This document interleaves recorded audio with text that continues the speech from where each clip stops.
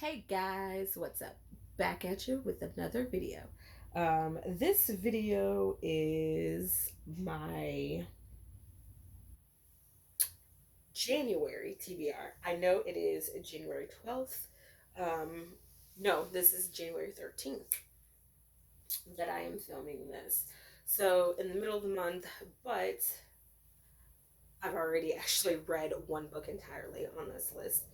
Um, so I have still been reading. I have been late with posting videos. So there are one, two, three, four, five, seven. There are seven books on this TBR. I don't know if this TBR is actually realistic or not because of circumstances um, that are happening that may not give me the downtime to read this. All of the downtime I need or will be needed to do other things. So I don't know. Okay, so the first book on this is called The Ultimate Gift by Jem Stovall. I know I have put this in my November TBR as a possible November read when I was on my marriage retreat with my husband. And I mean, I don't even know why I put it on there because it didn't happen. Um, and I know I said that it could have been a possible December book. That didn't happen. I read completely different books, as you can tell from the previous video that just went up right before this, that December had just completely different books. But I read this book. Let me tell you, this book was so good that when I woke up at 7 o'clock that morning, that Saturday morning, right before my Christmas break had ended for me to go back to work, I woke up at 7 o'clock that morning.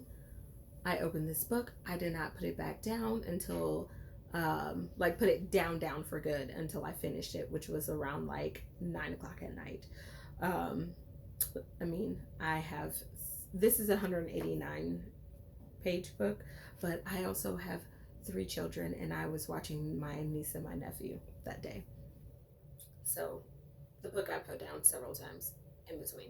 But this is a book, this is one of the very few books that I can say that I picked up and did not put it down and read the entire book in a day. I don't know when the last time I read a book in a day. It was probably in, I don't know, middle school, maybe before school got really, really hard. I don't know. But this book goes on a journey with, oh, what is his name?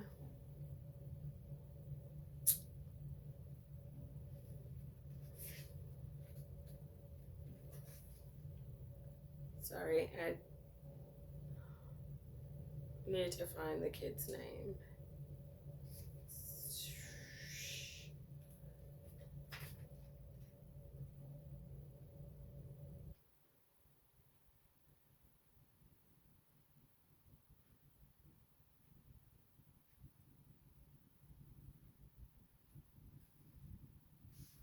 Okay, so this kid's name is Jack Stevens, I believe. Yeah, so Jack Stevens gets an inheritance from his great great uncle or great great uncle, Red Stevens. I can't remember.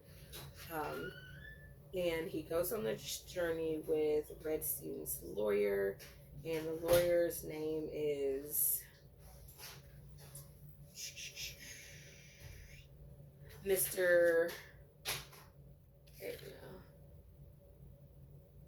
Yeah, Mr. Hamilton, Theodore J. Hamilton, and his assistant or secretary and a very close friend, Miss Hastings.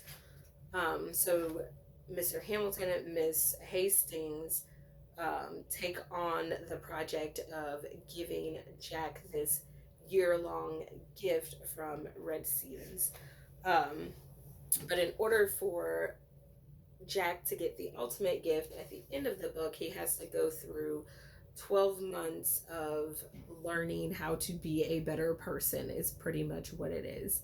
Um, he teaches, I feel like he gets taught all of the fruit of the spirit in this book. Um, the love, joy, peace, patience, kindness, self-control. But I mean, it's really just amazing, and it makes you look at some of the material things that you hold so close, and you're just like, why? Like, I look around my house and looking at all the stuff that I have to pack, and I'm just like, why am I so attached to these things?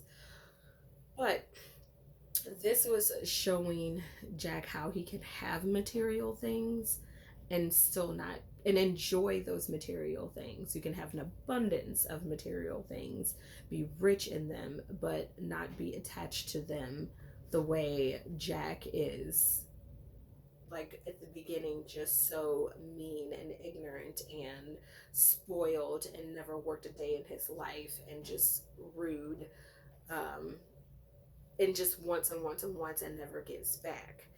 So Red Stevens pretty much is like, hey, if you want this inheritance, this big, beautiful gift at the end, you're going to have to go through these trials. And at any point in time, if you have an attitude that Mr. Hamilton and Ms. Hastings don't want to put up with, or you decide you want to give up learning these things every month, then you don't get the ultimate gift at the end. He gets the gift at the end because he goes through with everything, and the transformation is really like amazing. And even though this is not like a true story, I think this is a made up story. Um, it is very relatable in a real way. So this is really good. And I read that book already, but this is on my January TBR. I know I just gave you like a summary of it that I should have just waited for my wrap up, but yeah, I just had to. Okay. Second book is called Emma. So let me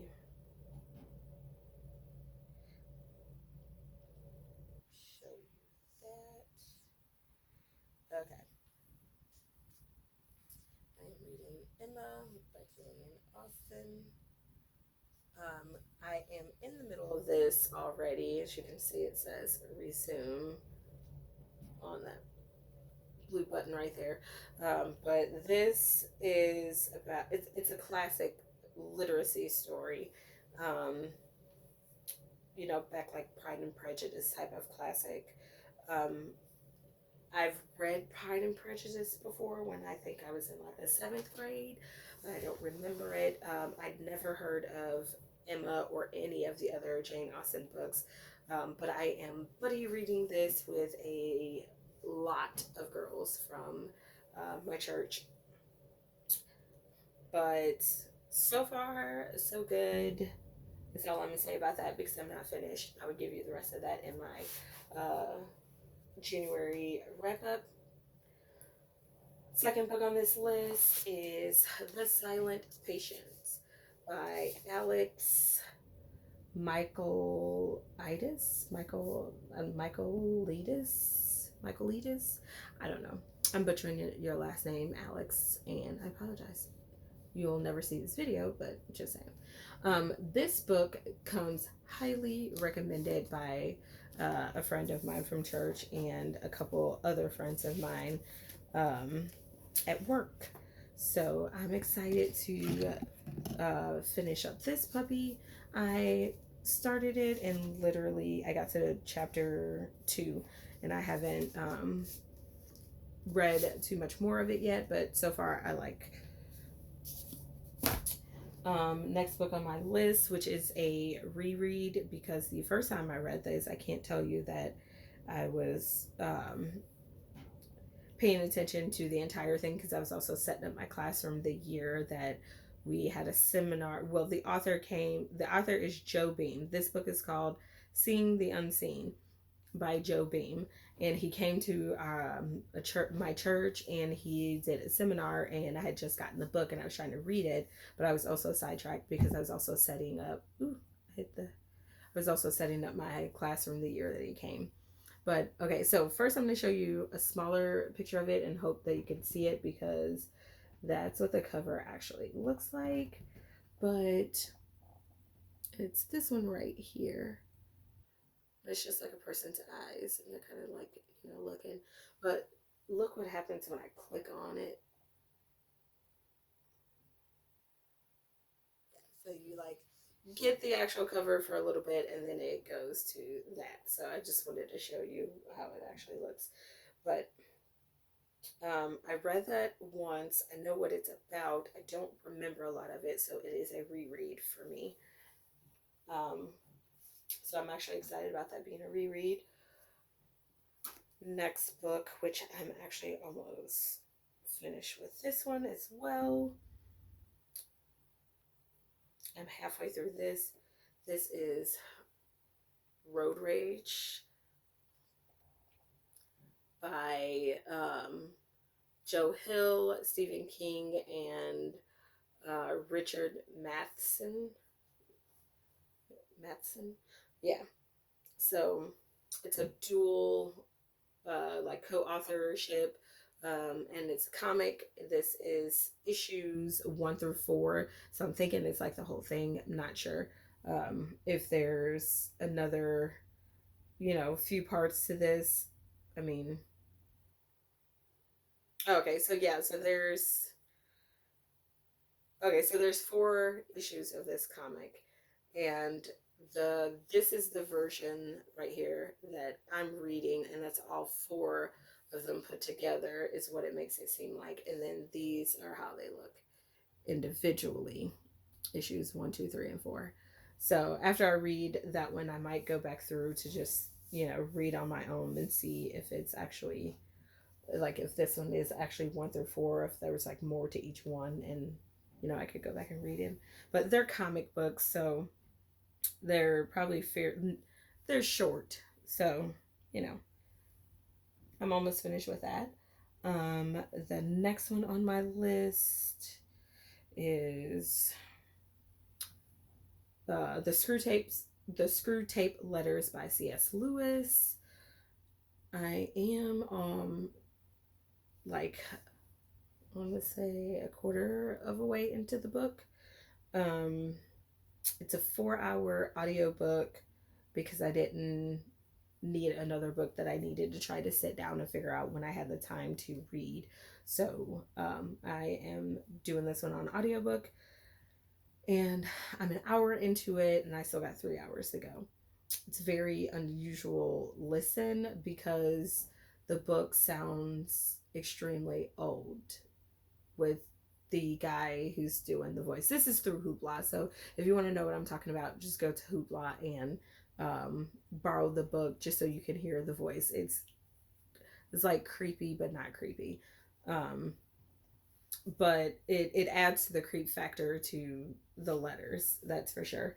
And it is good. It's just slow, and you actually have to focus with um, the tone of voice and the accent of the person that is reading the audiobook.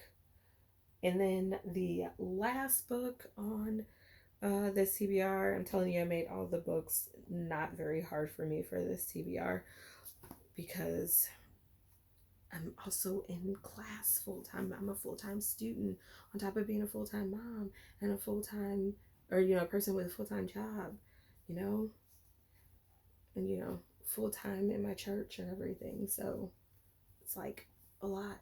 So I made sure this TBR was realistic for me this month. And then this is Penny Dreadfuls. This is volume 1. Volume 1 has issues 1 through 5 in it. I have all the Penny, I'm pretty sure I have all the Penny Dreadfuls downloaded to my Kindle, but they are also, seems like they are available in the comics section here on Hoopla as well. So either way, I can go back through here and look up because I'm reading them right now by volumes, but if I wanted to read them by individual issues, I can go back through here and, you know, look at the volumes. And it looks like there are one, two, three. Looks like there's 3 volumes. Yeah. So it looks like there's 3 volumes and there's 12 issues. And some of them is like issue 3, issue 4, issue 5, and then you have one that's like completely different by a Chris King. And then you have like an issue 2, but then it's issue 2, issue 2.10, issue 2.9. You know, there's just craziness. But I believe this Penny Dreadful comic follows the TV series that was Penny Dreadful from, I believe it was HBO. I actually thought that I had missed some seasons in there, but I watched all the seasons up until HBO. I think HBO quit their contract with them. They like canceled the show. I don't know if they thought they weren't getting enough viewers. Probably, you know, whatever standard they go by, they probably weren't getting enough viewers. But I was thoroughly upset when they canceled it because I loved the series, and I know I'm not the only person that loved the series. But yep, those are all the books that I have for my January TBR, and I'm actually really excited about getting started because none of these are going to be like super super hard books, and I can, you know, read 5 or 10 minutes here and there. And the way like this book is broken up in chapters, I can literally spend 10 or 15 minutes in the morning time or in the afternoon and read a chapter and go through the book that way. So that makes me excited. I love it when I get books that are small chapters like that because it helps get through a thick book like that faster. But that's all I have for you. Until next time. Bye.